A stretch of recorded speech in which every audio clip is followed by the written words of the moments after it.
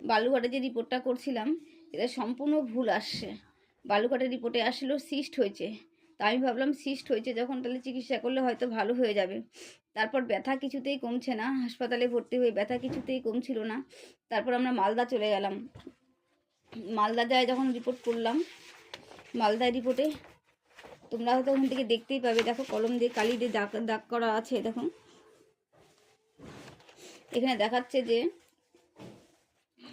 ও বাড়িতে বড় টিউমার হয়েছে আর গল ব্লাডারে জল জমে গেছে। এখন আমার পরিস্থিতি এতটাই খারাপ যে বলার কথা না। ডাক্তারবাবু আমাকে ইমিডিয়েট মানে আজকেই হাসপাতালে ভর্তি হতে বলছে।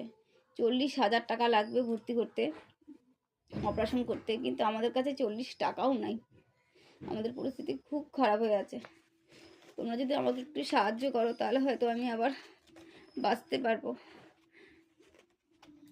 আর আমার ভগবান যদি আমাকে দয়া করে।